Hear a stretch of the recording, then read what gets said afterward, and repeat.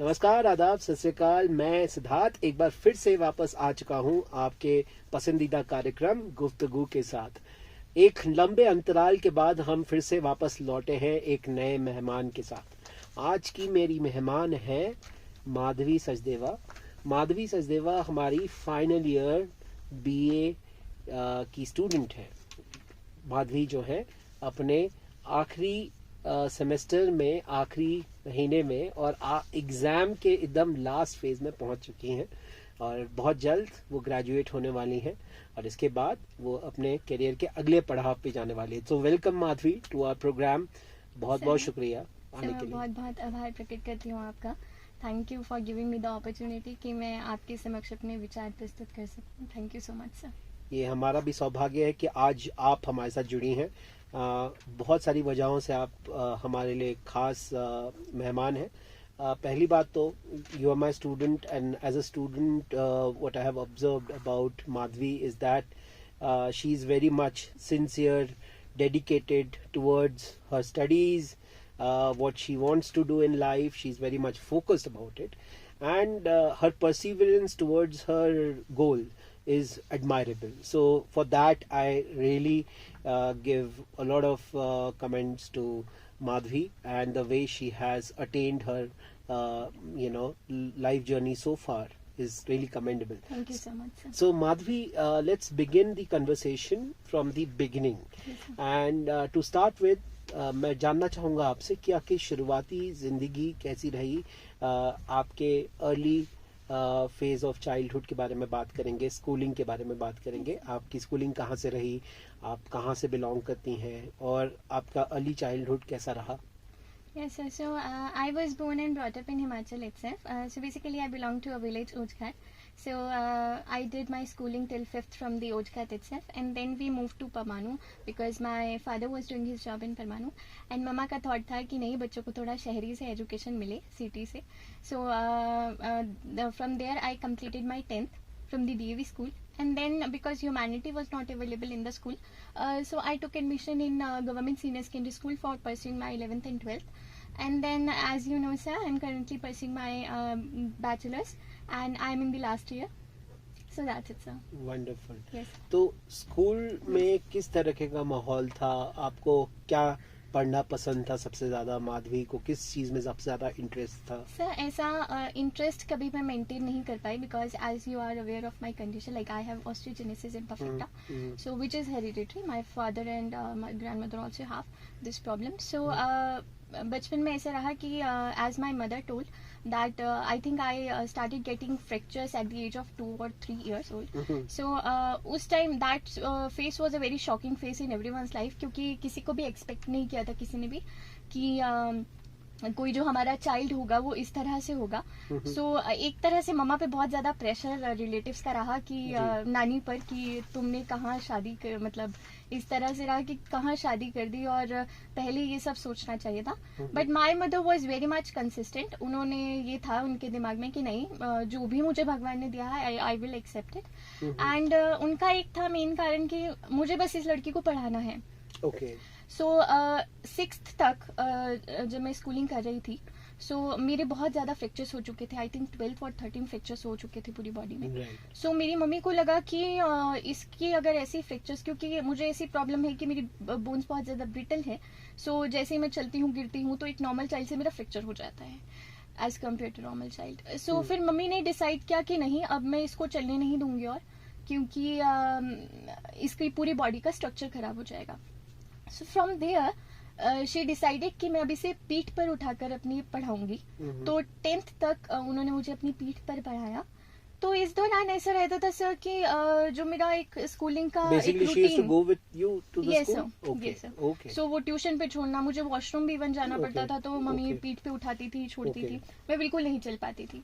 सो इस टाइम जो स्टडीज का रूटीन था वो तो ऐसे था कि रूटीनली मेंटेन ही नहीं हो पाया. मतलब मैं स्टडीज पे फोकस, क्योंकि गिर जाती थी तो 6 महीने बेड पर रहती थी. उसके बाद आई वाज लाइक कि अब तो बेड पे ही रहना है. तो फिर बट 10th में मेरी लाइफ में सडन एक मोमेंट आता है जब मेरी लाइफ बिल्कुल ड्रास्टिकली आई वुड से कि चेंज होती है. सो क्या होता है, I was listening the conversation of my mother and my father. So she was discussing like मेरे फादर से कि ये लड़की ना कुछ नहीं करती है. मतलब ये खुद हिम्मत ही नहीं करती है चलने की. मैं क्योंकि obviously sir she was entering into the stage of 40s, सो उनके लिए अब मुश्किल था. Of course. सो फिर वो टाइम मुझे बहुत ज्यादा कहीं ना कहीं पिंच हो रहा था कि मम्मा बोल रहे थे अब मैं इसका नहीं कर सकती और मुझसे अब नहीं होगा, और अब ये पढ़ती है, मैंने बहुत पढ़ा लिया, मुझसे नहीं हो रहा है. सो मैं आई वॉज लिटरली क्राइंग. मुझे अभी भी रोना आ रहा है कि मैं भगवान के पास बहुत ज्यादा रो रही थी. मैंने किसी को नहीं बताया बट मैं अंदर ही अंदर रो रही थी. और आई वॉज फीलिंग गिल्टी कि मुझे, मतलब मैंने कभी आपसे कुछ नहीं मांगा और कभी भी आपसे प्रे नहीं किया कि मुझे ऐसा क्यों बनाया, क्यों ऐसा दिया शरीर. मैंने कभी कुछ नहीं मांगा. आज मैं एक चीज मांगती हूँ कि मुझे कभी जिंदगी में डिपेंड मत होने देना किसी पे. और वो दिन था कि उसके सडनली बाद मेरी लाइफ में चेंज आता है कि ये मैं दादी की क्रचेस देखती हूँ जिससे वो चलते हैं. ओके. एंड देन मेरी फैमिली को एक आइडिया आता है कि तुम इससे क्यों नहीं ट्राई करती हो. सो एट 10th के लास्ट में जब I was giving my final examination, so वहां पर मुझे क्रचेस से चलना मैं सीखती हूँ. तो यू कैन इमेजिन सर कि जो एक बच्चा 3 साल में चलना सीखता है वो मैं 14-15 साल की एज में चलना सीख रही हूँ. एंड देन फिर 11th में मेरी लाइफ में स्पिरिचुअलिटी का एंटर होता है. उसके बाद फिर मुझे आर्ट्स लेना था क्योंकि मेरे गोल्स कुछ ऐसे थे कि गवर्नमेंट जॉब ही परस्यू करना है. तो पापा का एक था कि तुम अफसर बनो. तो फिर I took admission in government senior secondary school and I opted arts. And then फिर यहाँ शूली में फिर after 12th you yes, applied for Shuli yes, University for your yes. graduation. Okay. While you spoke about your school life and how your mother struggled for you, आपके लिए कितनी मेहनत उन्होंने की स्कूल लाइफ के दौरान आपके, उस दौरान आपके टीचर्स और आपके पियर्स, आई मीन जितना भी आप जब क्लास जाते थे, जब भी जितना भी आप मुलाकात करते थे, कोई ऐसा सपोर्ट सिस्टम आपको मिला पेरेंट्स के अलावा, फैमिली के अलावा, स्कूल के एनवायरनमेंट में ऐसा कुछ आपको ऑब्जर्व हुआ या कुछ फील किया आपने कि यहाँ के एनवायरनमेंट में आपको थोड़ा कुछ सपोर्ट मिल रहा है? ये सर. सो मेरी लाइफ में पहला इंपॉर्टेंट रोल तो मेरे मम्मी पापा का ही रहा है. उनकी वजह से आज जो भी मैं कर पा रही हूँ उन्हीं की वजह से कर पा रही हूँ. But secondly teachers were very supportive. उन्होंने कभी भी ये नहीं बोला कि ये लड़की क्यों नहीं आती. हमने पहले बात की थी स्कूल में, तो they were aware of my condition और उनका पूरा सपोर्ट था कि नहीं आप घर से पढ़ाओ बच्चे को, कुछ भी करो, but we are going to support. और क्योंकि इस बीच क्या हुआ था कि मेरी 3 मेजर सर्जरीज भी हुई थी बॉडी पे. सो मुझे उसके लिए भी घर पे ही रहना था कि अब तो फिर 6-7 महीने का plaster. So teachers were very supportive. And touchwood, in Shulini, teachers are very supportive. Okay, so we'll come to that. That played a very important role in my life. All right, wonderful. तो आप जब college या higher education के लिए apply करने के लिए देख रहे थे, तो आपके दिमाग में क्या था या आपके पेरेंट्स के फर्स्ट कंसर्न क्या था कि क्या जो यूनिवर्सिटी है, जो कॉलेज है जहाँ पे आप एडमिशन लोगे वो एक्सेसिबल होना चाहिए, सिर्फ वही एक क्राइटेरिया था, या फिर उसके अलावा भी कोई क्राइटेरिया थे आपके पेरेंट्स के कि आपको एक ऐसे तरह का माहौल मिलना चाहिए या कुछ एजुकेशन के पर्सपेक्टिव से जहाँ पे आपको एडवांटेज हो, जैसे आपने कॉम्पिटिटिव एग्जाम्स के बारे में बताया, उसके लिए तैयारी करने के लिए आपको कोई सपोर्ट मिला? सो पहले क्या था सर, कभी मैंने ये नहीं सोचा था कि मैं 12th के बाद कुछ परस्यू भी कर पाऊंगी लाइफ में, क्योंकि लाइफ के कॉम्प्लिकेशंस ऐसे थे कि नहीं लग रहा था कि पढ़ पाऊंगी. बट एक सपना जरूर था मम्मी पापा का और मेरा भी. सो मैं पापा वाज थिंकिंग लाइक कि तुम इग्नू से करो ग्रेजुएशन परस्यू, क्योंकि तुम्हारे लिए बहुत मुश्किल होगा. क्योंकि sir even now I don't know even how to cross the roads. So आप समझ सकते हैं कि मेरी कंडीशन क्या हो सकती है कि मैंने लाइफ को कभी एक्सपीरियंस ही नहीं किया था, बाहर निकलना, लोगों को फेस करना. So that was the biggest going problem. to be the first of its kind, where you are going to experience life outside your protective environment of house, of parents. You have to come out, manage by yourself. Yes, sir. Right? So I was checking the list of colleges. So मैंने बोला कि पापा इग्नू से तो कोई response नहीं आ रहा है, तो शायद भगवान को भी यही मंजूर था. So फिर मैंने एट द लास्ट मोमेंट मैंने बोला कि पापा शूलिनी में जाते हैं, क्योंकि ये घर के पास भी है थोड़ा, तो इजीली पड़ेगा. एंड देन फिर because there were some of my relative who were working in Shoolini University. So my father talk to them and told them about my condition. So उन्होंने कहा कि नहीं लड़की को कोई प्रॉब्लम नहीं आएगी, आप भेजो, जैसे उनको बोलते हैं. जी. तो फिर मेरा था कि शूलिनी में चलो जाना है. बट यहाँ पे तो बहुत क्योंकि फर्स्ट टाइम एक्सपीरियंस करना था लाइफ को, तो sir I would like to share my first experience of Shoolini. बिल्कुल. कि जब मुझे पहले दिन आना था तो मैं बहुत घबरा रही थी. बट मैं then I went to temple and मैंने कहा कि बस मुझे एक चीज की शक्ति देना कि मैं अपना सिर झुका कर ना चलूं जब मैं लोगों को फेस करूं. तो एंड व्हेन आई जब मैं आई यहाँ पर, तो when I saw the people, they were so well dressed and they were belong to a different culture. They were like belong to cities as well. So that was a very like एक झिझक सी हो रही थी कि मैं गांव से belong करती हूँ, इतना पढ़ी लिखी भी कोई इतना ज्यादा कॉलेज जाके एक्सपीरियंस, स्कूल जाके एक्सपीरियंस नहीं किया है, तो how will I face the situation. So वो था. बट फिर मेरा वहां सिर झुक गया था. बट फिर मैंने अपने को संभाला कि नहीं, मुझे सिर ऊपर करके चलना है और खूब कंसिस्टेंसी के साथ, कॉन्फिडेंस के साथ हर एक चीज डील करनी है. जी.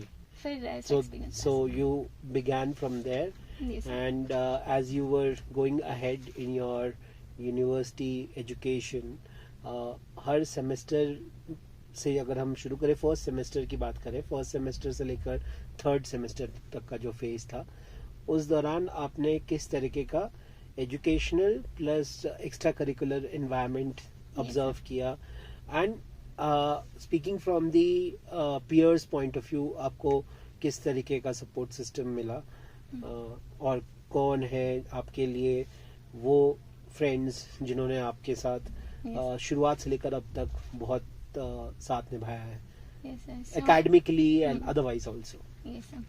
सो सर, एज आई सेड कि मैं जब यहाँ आई तो बहुत वो एक्सपीरियंस था, काफ़ी ज़्यादा क्यूरियोसिटी वाला भी था इवन, कि नए लोग मिलेंगे, बहुत कुछ फेस करना पड़ेगा. बट सबसे पहला चेंज जो आया, आई थिंक मेरी स्टडीज़ में आया कि I was able to develop my interest in studies. जो कि मैं 10th 12th तक मैं स्टडीज़ को लाइटली लेती थी. मेरे पापा मुझे हमेशा बोलते थे कि तुम स्टडीज़ पे फोकस करो, क्योंकि पढ़ाई तुम्हारा जीवन है. बट क्योंकि घर पे बैठने के कारण और किसी से ना मिलने जुलने के कारण, I think I was not able to develop that mind set. So यहाँ पे स्टडीज़ में मुझे बहुत ज़्यादा इंटरेस्ट आने लगा. Secondly, sir, I was thinking like कि see, I will not meet people. I will only meet people who are my batchmates, and then I'll come to home and study. Like, so you'll not wait after your classes are over, sir, and you'll straight go back to home. But this was opposite what I thought totally, because I used to meet lot of people. Like I used to meet like people were used to come and sit and talk to me about my conditions, about my thing. So I was even the foreigners were also included in that. So that was कि मैं अब कैसे इस situation को face करूं कि लोग तो मेरे पास आकर बैठने लग गए, मुझसे बातचीत कर रहे हैं, और डिफरेंट बैकग्राउंड से. हिमाचल का तो आई थिंक मुझे फर्स्ट में कोई नहीं मिला. दिल्ली से, लखनऊ से, महाराष्ट्र से लोग आ रहे हैं आपके पास, तो बहुत ज्यादा प्रॉब्लम होने लगी. But in the second year I think of my college, I was like, I developed the personality that how to face people from different perspectives and different mindsets, and how to face the people from different cultures as well. So that was a very interesting point in my life. And education का यही था sir, और people का और sir friends का. मेरी life में मतलब friends का बहुत रोल रहा है यहाँ पर. Like Nikita, Malika, and those who were my batchmates, as well as the other students from the different departments. So बहुत रोल रहा है सर. उन्होंने मुझे कभी भी ये रियलाइज नहीं होने दिया कि तुम ये काम नहीं कर सकती. If I talk about the presentations or participating in different things. So कभी भी कोई चीज होती थी तो वो बोलते थे तुम करो, तुम कर सकती हो, you are fit for that. So that was a very कि मुझे मोटिवेशन मिल रहा था कि नहीं ये है मेरे साथ. So फिर ऐसे face easily. That is wonderful. जब आप फर्स्ट ईयर से लेकर फाइनल ईयर तक आपने जो अपना यूनिवर्सिटी में क्लासेस वगैरह जो अटेंड कर रहे थे आप, तो इन सारे सब्जेक्ट्स जो आप पढ़ रहे थे उनमें सबसे ज़्यादा इंटरेस्ट आपको कौन से सब्जेक्ट में आ रहा था? एक बार मेरी आपसे बात हो रही थी, आप बता रहे थे आपका Hindi literature, Hindi Yes, sir. साहित्य में ज़्यादा Yes. रुझान है, आपको इतिहास पढ़ना भी पसंद है Yes, sir. है ना? तो कुछ बताइए उसके बारे में। इसके पीछे भी बहुत इंटरेस्टिंग स्टोरी है। इवन मुझे पॉलिटिकल साइंस भी बहुत पसंद है, हिस्ट्री भी बहुत पसंद है, फिलोसफी भी मैं पढ़ती हूँ, स्पिरिचुअल बुक्स को भी मैं फॉलो करती हूँ। Correct. तो बहुत तरह की चीज़ें मैं अपनी लाइफ में मैंने अडॉप्ट की है। बट पॉलिटिकल साइंस, मुझे पॉलिटिकल साइंस से I was like a hater of political science before this because से क्या था कि +1 +2 में, बिकॉज एज आई सेड कि I took admission in government senior secondary जी। School, so the language was in a Hindi medium, so political science was totally in a Hindi medium, so Yeah. it was very The difficult. language was very Yes. difficult. So Okay. वहाँ पे संविधान पढ़ना है, Correct. ये अधिकार पढ़ने हैं, Correct. तो वहाँ पे मुझे बहुत मुश्किल आने लगी और मैं फेल हो गई। अच्छा, ओह, एंड okay. देन मैं पापा के पास आके बहुत रोई। मैंने पापा को समझाया कि पापा मेरे से नहीं हो रहा है। हम्म। तो पापा वाज लाइक कि तुम फेल हो गई, ऐसे कैसे फेल हो गई। तो अब मैं पापा को समझा नहीं पा रही थी, बट फिर भी पापा समझ गए और पापा ने टीचर से बात की कि इसको ऐसे ऐसे प्रॉब्लम आ रही है। तो फिर वहाँ पे मुझे ऐसे लगा कि मुझे पॉलिटिकल साइंस ऑप्ट नहीं करनी है लाइफ में। तो मैंने +2 तो बड़ी मुश्किल निकाली, but I scored very good marks. I would say that I scored I think 60 to 70% in my political science. Right. So last तक आते आते मेरा थोड़ा पॉलिटिकल में बेस बन गया था। बट जब यहाँ पे मैं आई, फिर मैंने पॉलिटिकल साइंस ऑप्ट कर लिया ऐसे ही कि चलो Okay. कर लेते हैं। First Right. सेमेस्टर में तो ऐसे ही गया कि ऑनलाइन था, बिकॉज Right. second semester में when I opted political science, I remember you taught us about the Swami Vivekananda and all the Correct. Indian political Modern Indian thinkers. political thinkers. So right. that was a very interesting. I liked the subject from that there only. So मुझे बहुत अच्छा लगा पढ़ के। फिर मैंने decide किया कि नहीं, I will opt the political science till the last year. तो मैं लास्ट ईयर तक पॉलिटिकल साइंस ही ऑप्ट कर रही थी। वंडरफुल। आपने बताया था मुझे कि आप लिखती भी हैं, कविताएं लिखती हैं। Yes, sir. अभी कुछ हाल फिलहाल में आपने कुछ लिखा हो, या अपनी कोई पसंदीदा कविता, या तो आपकी खुद की लिखी हुई या आपको जिनकी लिखी हुई पसंद आई, वो आप हमारे श्रोताओं के लिए सुनाना चाहेंगी? तो बेसिकली सर मैं पोइट्रीज ब्रज और राजस्थानी भाषा में लिखती हूँ। Okay. ठाकुर जी के लिए लिखते हैं बेसिकली, श्री कृष्ण भगवान जी के। बिल्कुल। तो वो तो मैं अभी नहीं सुना पाऊंगी क्योंकि थोड़ा नहीं, ऐसे उन्हीं को माहौल। सुनाई जाती है। हाँ। बट एक कविता, जैसे कि अभी तो 1 साल से मैंने कोई पोइट्री या दोहे नहीं लिखे हैं, बट एक मैंने वाणी पर लिखा था कि आपकी वाणी कैसी होनी चाहिए, how your way of speaking should be. So sir सुनाना चाहूंगी। बिल्कुल। वाणी जाकी शीतल होई, प्रभु का रूप सोई, वाणी धरहु सबहु ध्याना, एहि कारण मिलहि समाना। Wonderful. So, sir, in this I'm trying to say that your way of speaking should be with full of purity, with full of truthness, with love. As हमारा अधिकतर ये मिथ होता है कि हम जब सत्य बोलते हैं तो कड़वा बोलते हैं, तो ऐसा नहीं है। आप जब भी सत्य बोले तो सत्य से मीठी चीज कोई नहीं हो सकती, मुझे लगता है। तो अगर आपकी वाणी जो है बहुत पवित्र और अच्छे से, आप अगर एक शीतलता होनी चाहिए, एक प्योरिटी, एक सिंसियरिटी, तो वो लोगों को अट्रैक्ट करती है, वो जल्दी लोगों को कनेक्ट करती है आपके Right. हार्ट से, आपके माइंड Right. से। सो Right. आप मतलब भगवान को खोजने की जरूरत नहीं है। अगर आपकी वाणी बहुत प्यारी है तो आप भगवान का रूप है। तो बिल्कुल। इसलिए आप लोगों को लाइक स्पीकिंग पे जो है वो फोकस करना चाहिए कि अगर आप में ये नहीं है ये गुण, तो आप उसको थोड़ा बनाएं, ताकि Okay. आप अच्छे से बोले, प्यार से बोले और खूब शीतलता के साथ बोले। ओके। Yes, sir. अभी ये 3 सालों में आपने अपने कुछ एक्सपीरियंसेस के बारे में बताया, अपने फ्रेंड्स के बारे में बताया, अपने क्लासेस और कोर्सेज कौन से आपको पसंद थे उनके बारे में बताया। अगर मैं बात करूं कठिनाइयों की या चैलेंजेस की, इन 3 सालों में जब आप ने स्कूल लाइफ के बाद एक भारी जिंदगी में कदम रखा हायर एजुकेशन के लिए, किस तरीके के चैलेंजेस आपको फेस हुए? शुल्नी में 3 साल आपने पढ़ाई की, इस दौरान कोई ऐसे अनुभव या ऐसे कोई चैलेंजेस रहे जो आपको एक नई सीख देकर गए या आपको एक नए तरीके से कहा जाए तो ट्रेन किया या एक नए तरीके से आप में एक नई स्किल डेवलप की? सो सर चैलेंज तो नहीं बोलूँगी क्योंकि मैंने बहुत कुछ इस एक्सपीरियंस से सीखा है। पहला तो ये था कि मुझे मेरे मम्मी पापा से दूर रहना था लाइफ में, तो वो चीज़ डील करनी थी जी। और घर से खुद आना था, घर से खुद जाना था, तो बहुत ज़्यादा डिफिकल्ट था शुरुआत में, बट अब तो नहीं है, अब तो इजी हो गया है। सेकेंडली कि मैं कभी इतना चली नहीं थी, तो कई बार ऐसा होता है कि लिफ्ट तो वैसे बहुत सपोर्टिव रही है, बट कई बार लिफ्ट नहीं होती थी तो मुझे ग्राउंड फ्लोर से सीधा 5th फ्लोर तक जी ब्लॉक के आना पड़ता था। ओके। तो क्योंकि लिफ्ट काम नहीं करती थी और मेरा एग्जाम होता था जी ब्लॉक। सो तब शुरू में ऐसा होता था कि कैसे जाऊंगी, कैसे करूंगी, बट फिर उसके बाद लगा कि चलना तो है, आज नहीं तो कल तो चलना ही है, तो आज क्यों नहीं सही। तो फिर मैं खुद चढ़ के आती थी, तो मुझे बच्चे बोलते थे कि आप रुक जाओ, क्या पता लिफ्ट चल जाए, बट मैं उनको बाहर से बोल देती कि जी कोई बात नहीं, मैं आ जाऊंगी। बट आई वाज लाइक कि नहीं, मुझे ये डेस्टिनेशन पार करना है और कैसे भी करना है, चाहे मैं थक जाऊं पर मैं करूंगी आज पार। और यही चेंज था सर। बाकी लाइफ में जो मैं बोलूंगी confidence as well as inner as well as outer मैंने डेवलप किया है। स्पिरिचुअलिटी को अडॉप्ट किया है इन 3 सालों में। Yes, help you in handling with different situations, खुद को हर सिचुएशन में हैंडल करने की, क्योंकि सिचुएशंस इसके बाद भी ऐसा नहीं कि 12th के बाद नहीं आई है, बहुत ज्यादा वर्ष आई है। मैं रोई भी हूँ, थकी भी हूँ, हार भी मानी है, बट फिर भी ऐसा होता था कि नहीं, फिर से खड़े होना है, 100 बार गिर जाऊं पर फिर भी खड़ी होंगी। तो लड़ना है अपनी लाइफ में और हार नहीं माननी है कभी। वंडरफुल। आगे क्या प्लान किया है माधवी आपने अपने करियर के लिए? आपने क्या सोचा है?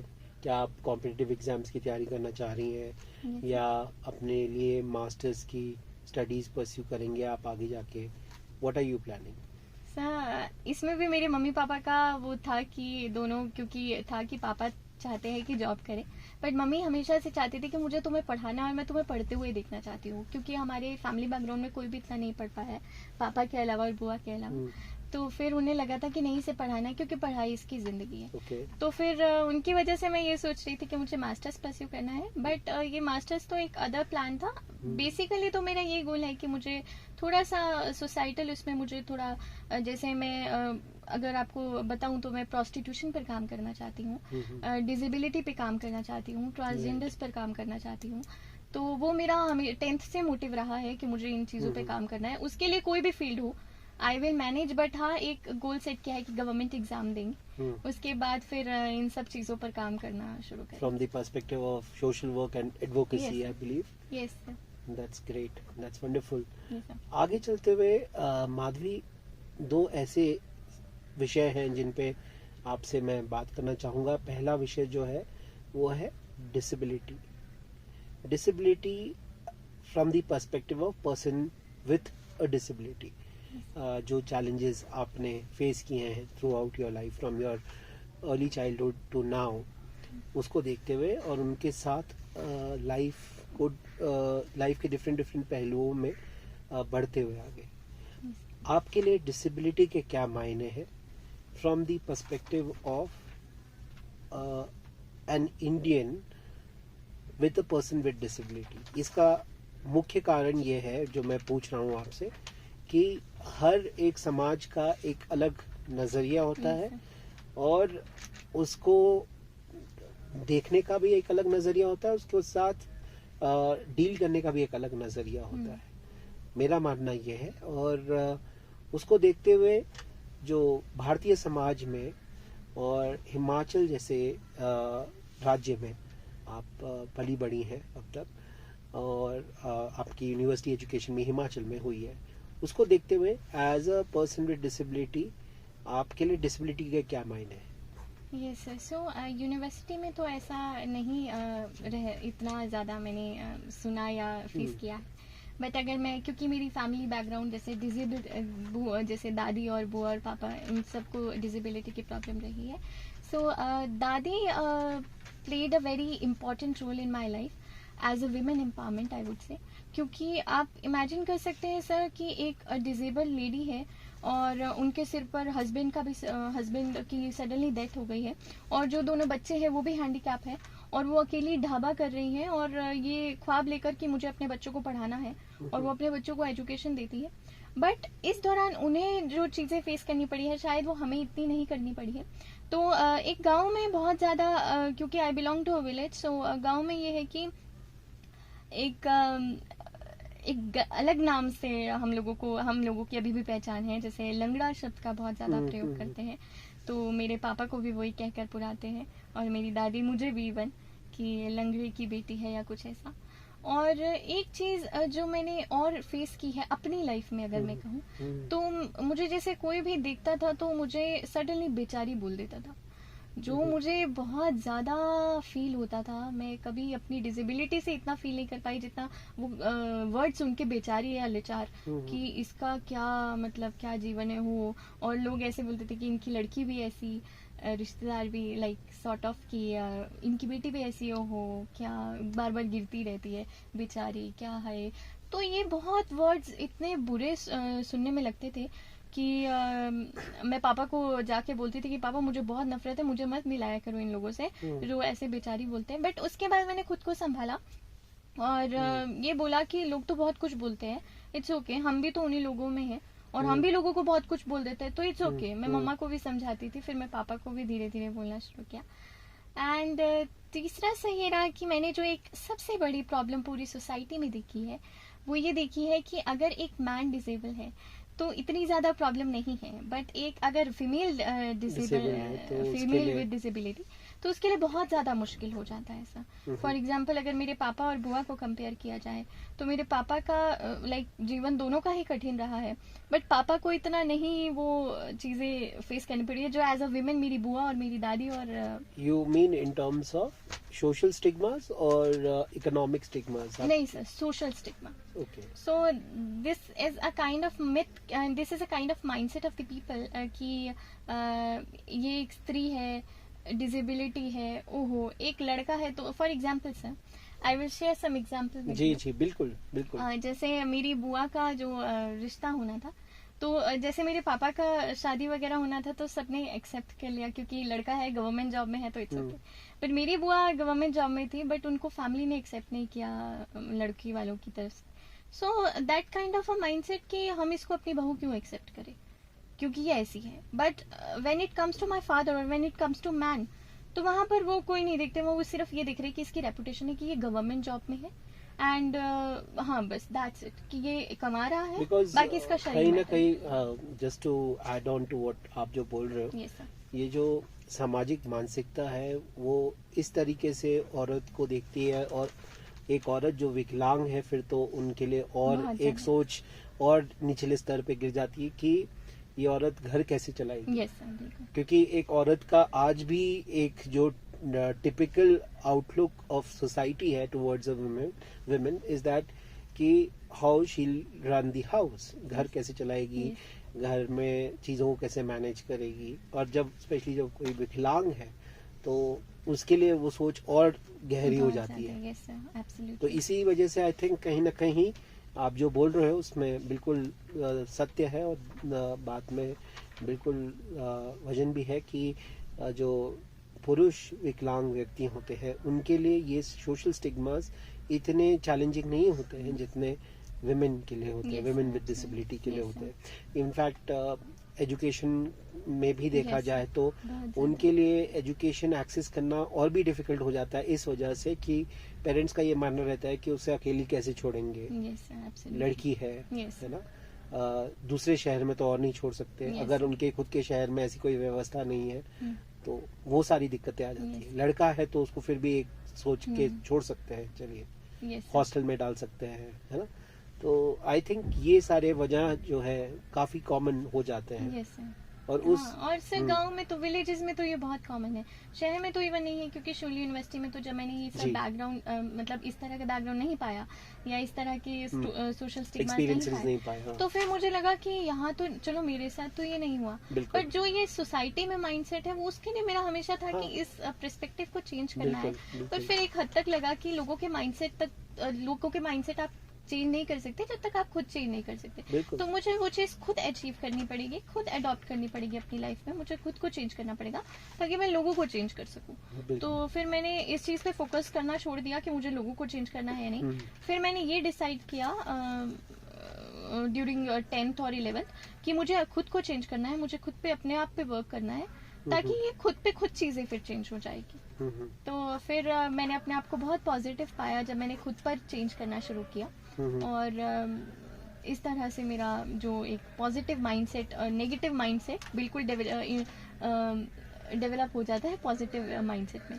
सो अच्छा, शुरुआती दौर से लेकर अब तक आपने जो जो चीज़ें फेस की हैं और एक्सपीरियंसेस जो जो लिए हैं अपने एजुकेशन में या फिर अपने सोशल लाइफ में, उन सब को देखते हुए आपको क्या लगता है कि हिमाचल जैसे राज्य में सरकार को क्या क्या कदम उठाने चाहिए एक विकलांग व्यक्ति के लिए लाइफ जो है वो कैसे मोर इंक्लूसिव हो पाए, इनेबलिंग हो पाए कि वो भी बाकी सारी चीजों को उसी तरह एक्सेस कर पाए जिस तरह से और लोग कर पाते हैं। सर तो मुझे तो अभी ऐसी उस टाइम पे 90s की अगर मैं बात करूँ तो बहुत ज़्यादा प्रॉब्लम आया करती थी शायद डिसेबल पर्सन को, बट बिकॉज अभी के एरा में मैं जी रही हूँ और डिसेबल भी हूँ तो मुझे नहीं लगता कि कोई ऐसी प्रॉब्लम आ रही है अभी, क्योंकि रिजर्वेशन सिस्टम है, एजुकेशन में इक्वल अपॉर्चुनिटीज़ है for the disable person. But जहाँ कमी रह जाती है वहाँ हमारी शायद खुद की रह जाती है कि हम खुद नहीं अपने को बढ़ाने का सोच पाते। गवर्नमेंट और आपके लिए सब कुछ है, पर अगर आप ही प्रयास नहीं करते, क्योंकि if I have to talk about myself I would say that मैंने खुद मेहनत की है, पहले मैंने खुद पर प्रयास किया है कि मुझे खुद लड़ना है, कोई मुझे यहाँ से यहाँ तक पहुँचाएगा नहीं। तो जब मैंने जैसे आपके साथ शेयर किया कि मेरी मम्मी वाला फेज जो 10th पे चल रहा था तो वहां पर मैं बिल्कुल अपने आप को अकेला पा रही थी, क्योंकि उस टाइम पे मैं खुद पे डिपेंडेंट बन गई थी। मेरा एक माइंडसेट बन गया था कि नहीं हो रहा है, मम्मी तो कर रही है, बट ऐसा नहीं चलता है, लाइफ ऐसी नहीं चलती है। आपके लिए बहुत सारी अपॉर्चुनिटीज है।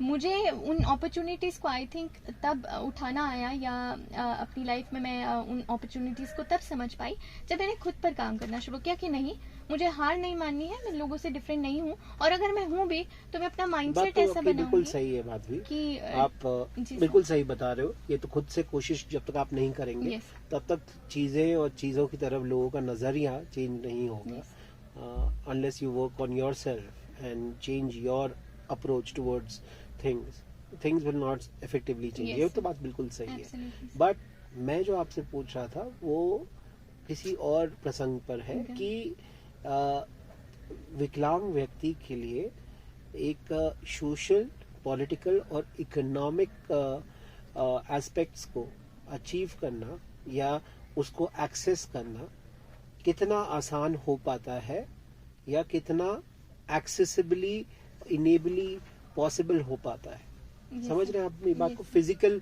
एक्सेस एक चीज हो जाती है, दूसरी हो जाती है आपकी जो एक्सेसिबिलिटी है टुवर्ड्स द सर्विसेज, जैसे पब्लिक ट्रांसपोर्ट हो गया, जैसे आपके goods and services that is provided by the government, social, economic services, right? मैं उस पर्सपेक्टिव में आपसे पूछ रहा था कि आपका क्या मानना है as a person with disability. जो कदम सरकार उठा रही हो तो बहुत ही अच्छे हैं ही ऑलरेडी, इस पे कोई दो राय नहीं है, लेकिन और क्या क्या चीजें हो सकती हैं, क्योंकि आपके आंकलन के हिसाब से, आपके जो एक्सपीरियंस रहे उसके मुताबिक, है ना? सर सो ऐसे फिर भी सर मैं कहूंगी कि क्योंकि मैंने एक्सपीरियंस तो इतना नहीं किया है, बट क्योंकि मैंने गांव का माहौल देखा है तो मुझे ऐसा लगता है कि गांव में थोड़े से चेंजेस आने चाहिए, लाइक कि एज आई विल टॉक कि पहला तो माइंडसेट सर सबसे इम्पोर्टेंट चीज रोल प्ले करता है। दूसरा सर ट्रांसपोर्टेशन की बात करूँ या हर एक्सेसिबिलिटी की बात करूँ फॉर द डिसेबल पर्सन, मुझे नहीं लगता कि कोई चीज़ ऐसी है जिसके लिए आपको तरसना पड़े या किसी चीज़ में परेशानी आ सके, क्योंकि educational opportunities in the field of education opportunities equality है। आप अगर किसी भी ट्रांसपोर्टेशन किसी भी एक्सेसिबिलिटी को ले लें अगर डिसेबल पर्सन की, तो मुझे नहीं लगता कोई इक्वालिटी की कमी नहीं है, बट वही है कि गांव का और शहर का बैकग्राउंड बहुत अलग है। गांव में अगर कोई डिसेबल्ड है तो उसके लिए बहुत मुश्किल हो जाता है डील करना, क्योंकि मेरे साथ में एग्जांपल्स अगर मैं आपको दूं तो मेरी फैमिली क्योंकि थोड़ा शहरी माइंडसेट से बिलोंग करती है, तो उनका था कि नहीं चाहे कुछ भी करे इसको पढ़ाना है। बट अगर गांव में हम देखें तो वहाँ पर ऐसा था कि जो लड़कियां डिसेबल है उनको मम्मी पापा ने घर पर ही बिठा दिया और उनको पढ़ाने का कोई प्रयास भी नहीं किया। तो मुझे ऐसा लगता है कि गवर्नमेंट को ऐसी स्कीम्स लॉन्च करनी चाहिए, not only in the cities but in the villages, कि लोगों को एक तरह से जागरूक करने का काम करना चाहिए कि आपका अगर बच्चा कोई विकलांग है, क्योंकि हम हर चीज पर जोर देते हैं, SC ST पर जोर देते हैं, SC ST पर बात करते हैं, हर विषय की बात करते हैं। इवन फॉर दैट मैटर जब आप पर्सन विद डिसेबिलिटी बोल रहे हैं, विमेन विद डिसेबिलिटी के लिए जैसे कुछ अलग सुविधाएं होनी चाहिए जिससे एजुकेशन और ज्यादा एक्सेसिबल हो पाए, एम्प्लॉयमेंट अपॉर्चुनिटीज और बेहतर हो पाए। तो ऐसी स्कीम्स गवर्नमेंट को विलेजेस में लानी चाहिए, क्योंकि विलेजेस में ज्यादातर जो डिसेबल चाइल्ड है उनको नहीं पढ़ा पाते हैं माँ बाप, क्योंकि एक जागरूकता की भी कमी है सर, कि जहाँ पर हम हर विषय पर ध्यान दे रहे हैं, लाइक इकोनॉमिकली वीकर सेक्शन पर, SC ST पर, वहाँ पर हमें थोड़ा सा लोगों को अवेयर करना चाहिए ये लेकर कि अगर आपका बच्चा डिसेबल है या आपकी लड़की डिसेबल है तो आप इन्हें पढ़ाइए, इक्वल अपॉर्चुनिटीज है, सब कुछ इक्वालिटी, मतलब बहुत अच्छे से आगे तक जा सकता है। तो ये चीज की कमी है कि हम अवेयर करने में कहीं ना कहीं गवर्नमेंट थोड़ा सा, जो मैंने पाया है अभी तक, कि अवेयर करने में ज्यादातर डिसेबिलिटी विद वुमेन, इस पर थोड़ा अगर ज्यादा काम करे तो that will be better. Good. आगे चलते हुए आपकी कोई कविता हम सुन पाए, हमारे श्रोता सुन पाए? अभी तो ऐसे याद करना पड़ेगा थोड़ा सा। आप काफी फिलोसफी भी पढ़ती हैं, फिलोसोफर्स को पढ़ती हैं, जैसा आपने मेरे को बताया मॉडर्न इंडियन पॉलिटिकल थॉट के कोर्स के दौरान एक बार हम बातचीत कर रहे थे तो आप बता रहे थे कि विवेकानंद की जीवनी से आपको काफी प्रेरणा मिलती है। विवेकानंद उनके गुरु से सर, उनके गुरु से रामकृष्ण परमहंस जी। सो आपने ये किताब पढ़ी है, autobiography of a Yogi? Sir नहीं, वही तो नहीं पढ़ी है सर। अब सोच रही थी कि ग्रेजुएशन खत्म होगा तो finally I will start reading the autobiographies of the like महान लोगों की, मुझे सफल लोगों की पढ़नी है ऑटोबायोग्राफी। सो वो चीजें सोच रही थी कि शुरू करनी। बहुत बेहतरीन। तो कोई एक कविता जो आप सुना पाए? ओके सर, कविता तो बहुत कविता या दोहा कुछ भी। छाना रे जग सारा देखो रहे नहीं सॉरी मैं भूल गई। छाना जग में सब हो शाश्वत, करे काहे को मान। तो ये मैंने खुद लिखी थी, ये इसलिए लिखी थी कि हम अगर पूरे एंशिएंट उससे स्टार्ट करें तो कुछ भी ऐसा नहीं है, सब कुछ डिस्ट्रॉयबल है, कि सब कुछ डिस्ट्रॉय होने के लिए आया है। तो मुझे नहीं लगता कि आपको अपना कर्तव्य करना चाहिए और अभिमान नहीं रखना चाहिए, कि ईगोइस्ट बिहेवियर नहीं होना चाहिए। बहुत निमनता पूर्वक और धैर्य पूर्वक आपको चलना चाहिए, तो सब कुछ शाश्वत है। आखिर में जो मुझे आपसे पूछना था, एक और थोड़ा गंभीर विषय है स्पिरिचुअलिटी, जो आपने बताया शुरुआती इंटरेक्शन में कि आपको स्पिरिचुअलिटी से बहुत वो मिली, हेल्प मिला, सपोर्ट मिला, एक तरीके का बहुत हेल्प हुई to come out of those difficult times during the phase of your early education, है ना? तो स्पिरिचुअलिटी को आप किस तरह देखते हो अपनी लाइफ में, एंड स्पिरिचुअलिटी के क्या मायने हैं आपके लिए? ओके सर, सो स्पिरिचुअलिटी को अगर अपनी लाइफ में डिफाइन करूँ सर, तो एज आई टोल्ड यू कि मेरी लाइफ में बहुत बड़ा रोल रहा। स्पिरिचुअलिटी सिर्फ यही नहीं है कि आप भगवान में विश्वास करते हैं या पूजा पाठ करते हैं, नहीं। स्पिरिचुअलिटी बेसिकली जो मैं समझती हूँ कि अपने आप को चेंज करना, अपने आप पे फोकस करना। आप मेडिटेशन कीजिए, आप योगा कीजिए, आप पॉजिटिव रहने का प्रयास कीजिए।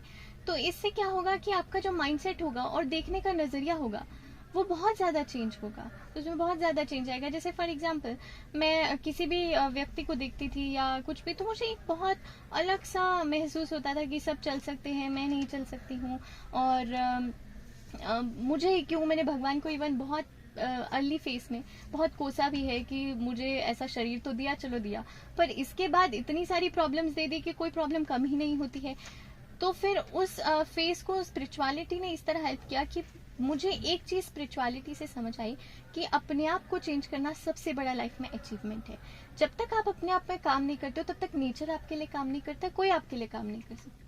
आपको अपने लिए खुद ही डेवलप होना पड़ेगा। आपको कुछ भी अचीव करना है तो आपको खुद ही पहले खुद पर काम करना पड़ेगा। तो फिर सब चीजें मैं क्योंकि बहुत सोचती थी कि मुझे इस चीज पर काम करना है, इस चीज पर, फिर मैंने सब चीजें बंद की, स्पिरिचुअलिटी उठाई, मैंने बुक्स पढ़ना शुरू किया। आप बुक्स पढ़ने से शुरू कर सकते हैं, अच्छी आध्यात्मिक book, autobiographies are the most helpful books I would. Introduction कैसे हुआ आपका स्पिरिचुअलिटी से? ओके सर, स्पिरिचुअलिटी से तो पहले इतना इंट्रोडक्शन नहीं हुआ, पहले डिवोशन से हुआ सर। ओके। तो devotion, I was very devoted to Shri Krishna. So मुझे एकदम मेरी लाइफ में सडन चेंज आता है, मुझे नहीं पता। मैं सुबह उठती हूँ और अपने बेड से 4 बजे उठ जाती हूँ एकदम सडनली। मैंने कोई वीडियो नहीं देखा, कोई कुछ नहीं एक्सपीरियंस किया, और फिर मैं उठी और मुझे लगा कि नहीं, अब कुछ अलग करना है, क्योंकि अपने आप को, अपना माइंडसेट चेंज करना है, दूसरों से अलग बनाना है अपने आप को। तो फिर मैं अपने आप थोड़ा सा डिवोशन में जाती हूँ। फिर मैं भक्त चरित्र पढ़ना शुरू करती हूँ, लाइक रामाकृष्ण परमहंस या और भी भक्त, सूरदास, रैदास, मीराबाई। तो इन सबको जब मैं पढ़ती हूँ तो मेरे अंदर थोड़ा सा वो आता है। फिर मैं स्वामी विवेकानंद जी को पढ़ना शुरू करती हूँ। फिर ऐसे याद है, लाइक लोगों ने जिन्होंने समाज पर कार्य किया, लाइक राजा राम मोहन रॉय, मैं पहले पढ़ चुकी थी, सती प्रथा पे उन्होंने वो। तो मुझे लगा कि नहीं, अब इनको पढ़ के थोड़ा सा मुझे मोटिवेशन आ रहा है कि नहीं, इन्होंने क्या ऐसा किया जो मुझे भी करना है। तो एक चीज मुझे ये समझ आई, मैं ये कहना चाहूंगी कि यदि आपको कुछ पाना है या कुछ भी करना है तो आपको जलना पड़ेगा। एक चीज मुझे मेरी लाइफ में समझ आ गई थी। फॉर एग्जाम्पल, जब आप देखेंगे कि कुम्हार जब घड़ा बनाता है, जब पॉट मेकिंग प्रोसेस होता है, तो वो पॉट को बहुत ज्यादा आग में तपाता है ताकि वो एक निखर कर फिर उसमें आप जो भी चीज डालें वो बहुत अच्छे से आपको शीतल भी रहती है, ठंडी रहती है। जैसे पानी डालते हैं घड़े में या कुछ, तो उसको पहले आग में तपाया जाता है। तो मेरे पापा के साथ मैं एक बार जा रही थी, तो मेरे पापा ने मुझे एक चीज बोली थी कि तुम एक बात याद रखियो कि तुम्हारी लाइफ पूरी स्ट्रगल वाली होगी। तो उस टाइम तो मुझे ये बात बहुत अजीब लग रही थी, बट उसके बाद मुझे लगा कि अगर मुझे कुछ अचीव करना है तो मुझे जलना पड़ेगा, तपना पड़ेगा। तो मैंने मतलब जो चीज मेरा मन नहीं करता था, मैं उसके बिल्कुल अपोजिट करती थी। जैसे मेरा मन मुझे कहता था 8-9 बजे उठना है, तो मैं कहती थी नहीं, मुझे 4 बजे थी, मुझे 3 बजे उठना है, मुझे अपने आप को बनाना है और अपना माइंडसेट लोगों से अलग करना है। तो ये चीज मेरे माइंड में थी। तो इसमें स्पिरिचुअलिटी ने किया, क्योंकि मैं कंफ्यूजन, एक स्पिरिचुअलिटी का ये भी रहता है लोगों की लाइफ में कि वो कंफ्यूजन को दूर करता है, क्लैरिटी लाता है एक तरीके से। तो आप हमेशा सोचते हैं कि आप क्या करेंगे, कैसे करेंगे, कुछ अचीव कर पाएंगे कि नहीं। तो जब आप स्पिरिचुअलिटी को अडॉप्ट करते हैं तो आपके ये सारे थॉट्स खत्म हो जाते हैं और आप ये बिल्कुल भी नहीं सोचते कि मुझे कुछ पाना है या कुछ, जो होगा हो जाएगा। मुझे कंसिस्टेंसी चाहिए, मुझे हार्डवर्क करना है और मुझे हार नहीं माननी है, बस। That's the idea, that's the thought with which you go ahead. Yes, sir. Great. So, conversation के आखिरी पड़ाव पे आते हुए चलते चलते मैं जानना चाहूँगा कोई ऐसा संदेश जो आप हमारे श्रोताओं के लिए देना चाहेंगी, जो आपके लिए बहुत ही प्रेरणा स्रोत रहा, एक इंस्पिरेशन रहा, या फिर ऐसी चीज़ जो आपको लगता है हर श्रोताओं को समझनी चाहिए और अपने लाइफ में इम्प्लीमेंट करनी चाहिए। तो पहला तो ये कहूँगी कि अपने बिहेवियर को बहुत अच्छा बनाएं। अपने बिहेवियर को हमेशा, अपने बिहेवियर के कामनेस पे काम कीजिए कि आपको ज्यादा से ज्यादा काम रहने का प्रयास करना है।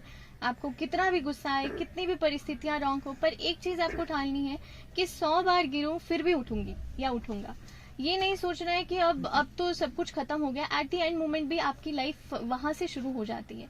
मेरे साथ ऐसा बहुत बार फेस हुआ कि मुझे लगा कि अब तो बस मुझे जीने की भी कोई इच्छा नहीं, क्योंकि कुछ नहीं हो रहा है, मेरे अकॉर्डिंग कभी कुछ नहीं चला।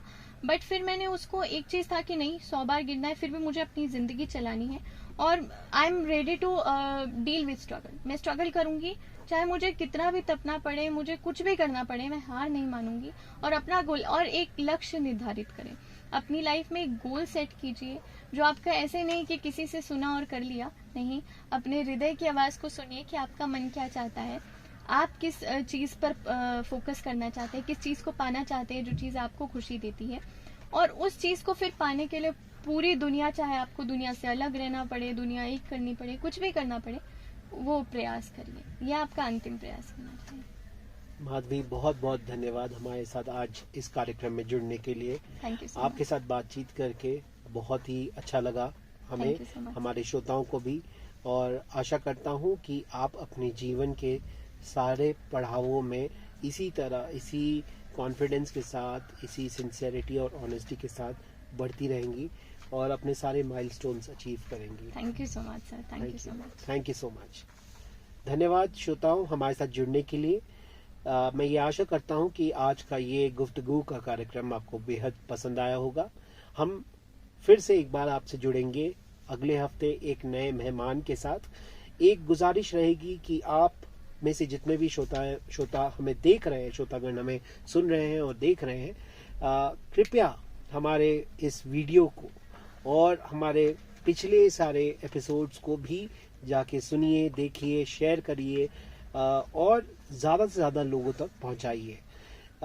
हमें इससे पता चलेगा कि आपको हमारी ये कोशिश कितनी पसंद आ रही है और हमें क्या क्या चीज़ें इसमें और बढ़िया से करनी है। धन्यवाद। फिर से मिलेंगे अगले गुफ्तगू के एपिसोड में। Thank you so much sir.